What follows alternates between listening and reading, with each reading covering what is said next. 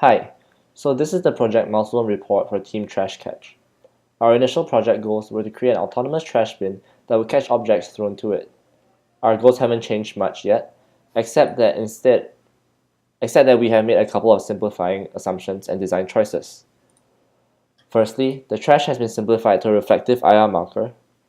Secondly, the trash bin will now be a Tupperware attached to the moving arm of our rig. And thirdly, our system can only recognize one reflective marker at a time. Thus far, we have built a semi-working prototype of the rig and coded a decently reliable prediction algorithm. We will first introduce the detection and prediction scheme. Our system runs on a simple state machine. When initialized, the system is firstly in the waiting state, and there should be no objects in the frame. Then, as we throw the marker in and it appears in the frame, the system transitions to the data capture state, where it will take 5 samples of the marker's positions.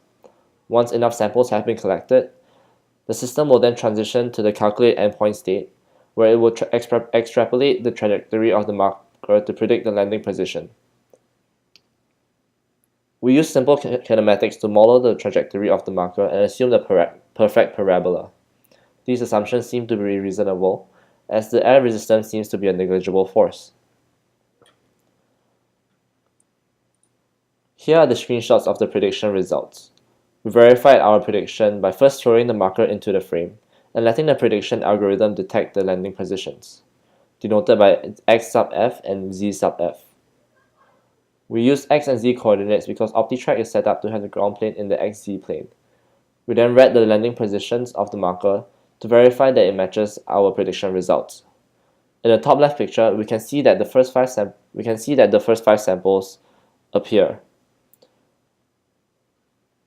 Then, looking at x sub f and z sub f, we can see the predicted landing positions of the marker. In the bottom right picture, we can see that the predicted results are really close to the actual landing positions. One source of error in the program was that the ground is not at perfect zero, whereas we assumed that it was at perfect zero in our calculations. This will be addressed later on as part of what we need to work on in the future.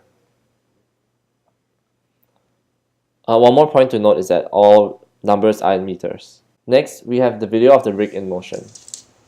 As we can see, the moving arm of the rig moves as a function of the angles of the servos. However, more work needs to be done on the rig to figure out how to translate the servo angles to coordinates. There are two main challenges that we face now. Firstly, we are unable to determine if the calculations are fast enough. We can only tell when we put everything together. However, here are some numbers on the calculation on our timing constraints. Most of the time, when the marker enters the frame and hits the ground, most of the time it takes about 0.5 seconds for the marker to hit the ground after entering the frames. It also takes about 0.2 to 0.3 seconds for the motors to actuate, and because we take 5 samples at a rate of 100 frames per second, we take 0.05 seconds to sample the initial frames. This leaves us with about 0.15 seconds for I/O and calculations. Since the calculations are just simple math, it shouldn't take that long and we are only restricted by I/O. Secondly, we also need to fully map out the behavior of the rig. Thus far, Hannah and JJ have worked primarily on the OptiTrack software, learning how to obtain real-time streaming data from the software and how to predict the motion of the marker. Uma and Morton have worked on designing the rig and simulating its behavior and workspace in MATLAB. Going forward, we need to be able to fully construct the rig and understand the behavior of it. We also need to be able to calibrate the ground level in the software and put everything together in order to see if the system is fast enough.